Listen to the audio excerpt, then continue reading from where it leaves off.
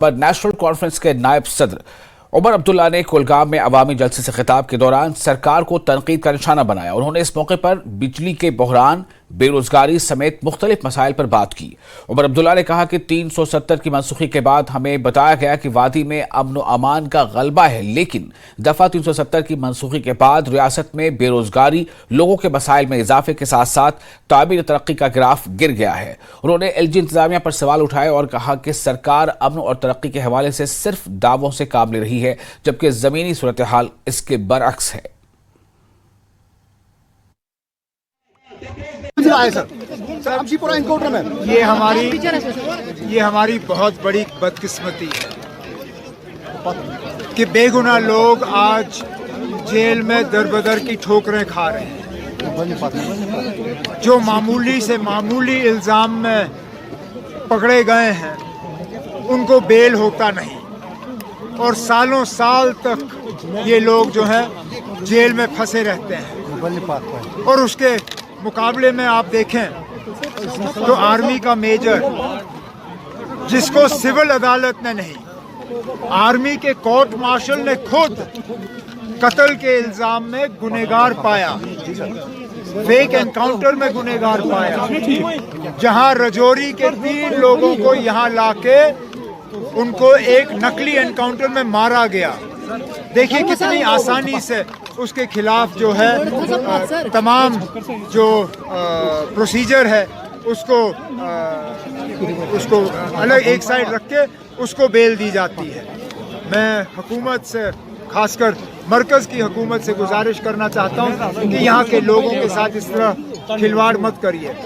यहाँ के लोगों को ये मत ये दे दीजिए सोच कि हमारा खून जो है इतना सस्ता है कि वो लोग जो हमारे कत्ल में गुनहगार पाए जाते हैं उन्हें इतनी आसानी से बेल मिल जाए।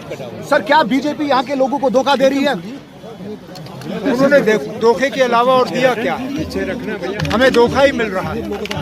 हमें इलेक्शन के नाम पे धोखा मिल रहा है। हमें बेरोजगारी को हल करने के नाम पे धोखा दिया जाता है। हमें डेवलपमेंट के नाम पे धोखा दिया जा रहा है। हमें यहाँ पे मामूली सी चीजों पे ना, बिजली के नाम पे, आखिरकार क्या वजह है कि यहाँ के बिजली के निज़ाम को ठीक नहीं किया जा सकता? इतना बुरा वक्त, इतना बुरा हाल तो हमारे वक्त में भी नहीं था। और आज तो ये कहते हैं कि पैसों से ये माला माल है, तो ये और बिजली का इंतजाम क्यों नहीं करते?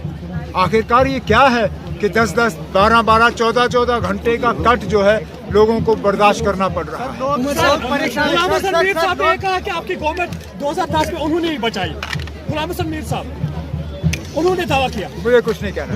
बुखारी साहब बीजेपी और कांग्रेस ने बीजेपी को यहाँ लाया। अगर बुखारी साहब कहते हैं कि पीडीपी ने बीजेपी को यहाँ लाया, ये उनका कहना गलत नहीं है, लेकिन ये भी हकीकत है कि उस वक्त बुखारी साहब खुद बीजेपी में थे। तो पहले वो इस बात को समझाएं, उसके बाद फिर हम इसके आगे बात कर सकते हैं। क्योंकि अगर वो पीडीपी के खिलाफ इल्जाम लगा रहे हैं तो जहां एक उंगली उनकी पीडीपी के तरफ है, 3 उंगलियां तो अपने तरफ है, तो पहले उनको अपना समझाना पड़ेगा, उसके बाद वो पीडीपी से जवाब ले सकते हैं। इंजीनियर रशीद रिलीज नहीं हो रहे हैं, नेशनल कॉन्फ्रेंस बात क्यों नहीं कर रहा है? कौन रिलीज हो रहा है यहाँ पे? यहाँ तो सिर्फ वो लोग जो कत्ल के इल्जाम में गुनहगार पाए जाते हैं वो रिलीज हो रहे हैं। मैंने पहले ही कहा, यहाँ बहुत से ऐसे लोग हैं जो बिना बेल के जेल में दरबदर की ठोकरें खा रहे हैं। इसमें इंजीनियर रशीद अकेला नहीं है। क्या आने वाले समय में नेशनल कॉन्फ्रेंस यहाँ पे इलेक्शन नहीं हो रहे हैं, आने वाले समय में नेशनल कॉन्फ्रेंस का क्या स्टैंड रहेगा इलेक्शन के हवाले से? हम इलेक्शन मांग रहे हैं और क्या कर सकते हैं? नहीं मांग रहे, हम इलेक्शन मांग रहे हैं। हम ये भी उम्मीद कर रहे हैं कि जो मुतालबा 370 का सुप्रीम कोर्ट के सामने है, कहीं इलेक्शन का जिक्र वहाँ से भी आए। क्योंकि आपको याद होगा जब इलेक्शन के लिए एक पिटिशन सुप्रीम कोर्ट में पैंथर पार्टी की तरफ से लाया गया, तो उस वक्त honourable chief justice supreme court के जो हैं उन्होंने ये कहा था कि क्योंकि ये इशू 370 के साथ जुड़ा हुआ है, हम इसका जवाब उस वक्त देंगे। तो हम ये उम्मीद कर रहे हैं कि जब 370 की जजमेंट सुप्रीम कोर्ट से आ जाए तो उसमें इलेक्शन का भी जिक्र होगा। और बीजेपी के जेके यूनिट के सदर रविंद्र रैना ने एनसी लीडर उमर अब्दुल्ला को उनके इस बयान पर निशाना बनाया है कि जम्मू कश्मीर यूटी में हालात मामूल पर नहीं आए हैं। जम्मू में न्यूज 18 से बात करते हुए रविंद्र रैना ने इश्तियाल अंगेज बयानात न देने और सिक्योरिटी के मसले पर सियासत न करने का मशवरा दिया। उन्होंने अपोजिशन पार्टियों को मुनक़सिम हाउस करार देते हुए कहा कि आने वाले लोकसभा और उसके बाद होने वाले इंतखाबात में बीजेपी जीत के तौर पर उभरेगी। जम्मू कश्मीर नेशनल कॉन्फ्रेंस के वाइस प्रेसिडेंट और former chief minister Omar Abdullah ने आज फिर एक बार बीजेपी और सेंट्रल गवर्नमेंट पर निशाना साधा है और कहा है कि इनकाउंटर्स तो रोज होते हैं, आतंकवादी भी मारे जा रहे हैं, तो ऐसी हालत में नॉर्मलसी है कहाँ। एक सवाल बीजेपी से और यहाँ की गवर्नमेंट से। इस पर बात करने के लिए मेरे साथ हैं जम्मू कश्मीर बीजेपी यूटी के हेड रविंद्र रैना।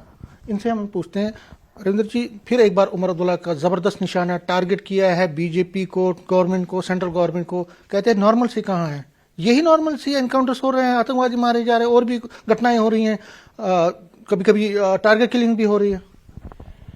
एक जमाना था जब कश्मीर घाटी के अंदर हड़तालों के कैलेंडर निकलते थे, बाजार, स्कूल, गाड़ियां सब बंद रहते थे। एक जमाना था जब लोग जुमे के रोज नमाज में पढ़ने के लिए मस्जिद जाते थे, उनके दिल में खदशात होते थे। एक दौर था जब बच्चे स्कूल, कॉलेज, यूनिवर्सिटीज जाते थे, वादी कश्मीर में उनके दिल में डर, वालिदैन के दिल में डर रहता था। एक दौर था जब सरकारी मुलाजिम हो या मेहनतकश मजदूर हो या बिजनेस कम्युनिटी से वाबस्ता दुकानदार हो, जब अपने काम पर निकलते थे तो घर वालों के दिल में डर रहती थी कि ये शाम को घर लौटेंगे कि नहीं लौटेंगे। आज वो दौर खत्म हो गया है। आज कश्मीर के बाजारों में रौनक है। रात 12 बजे तक लाल चौक खुला रहता है, पूरा कश्मीर खुला है। स्कूल, कॉलेज, यूनिवर्सिटीज खुले हैं, सड़कों पर रौनक है, गाड़ियां चल रही हैं, बाजारों में रौनक है।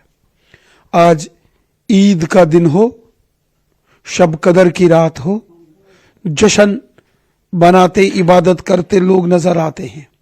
आज पूरे इज्जत और एहतराम के साथ जुमे की नमाज अदा करने लोग मस्जिदों में जाते हैं, किसी को डर खतरा नहीं है। ये बदलाव है, ये अमन है। हां, जो दुश्मन है वो कोशिश कर रहा है कि इस अमन में खलल डाला जाए। जो अमन के दुश्मन हैं, जिन्होंने 30-35 साल कश्मीर को लहूलुहान किया है, वो आज भी इस फिराक में और कोशिश में है कि कश्मीर में फिर खून खराबा हो, और वो इस किस्म की साजिशें, वारदातें करने की कोशिश और साजिश करते हैं। लेकिन इनसे भी हमारी पुलिस और हमारे जवान निपट रहे हैं, हमारे लोग निपट रहे हैं। कश्मीरियों ने पिछले 35-40 साल बहुत तशद्दुद, जुल्म और सितम सहा है, अब और नहीं। मैं जनाब मोहतरम उमर अब्दुल्ला साहब से गुजारिश करूंगा, सियासत होनी चाहिए लोगों की बेहतरी के लिए। हमने लोगों की खिदमत करनी है, लोगों का भला करना है। गरीबों, ज़ईफों, दर्दमंदों और बेसहारा लोगों की खिदमत होनी चाहिए। ये जो इश्तियाल अंगेजी वाली सियासत है, ये नहीं होनी चाहिए। न्यूज़ 18 से बात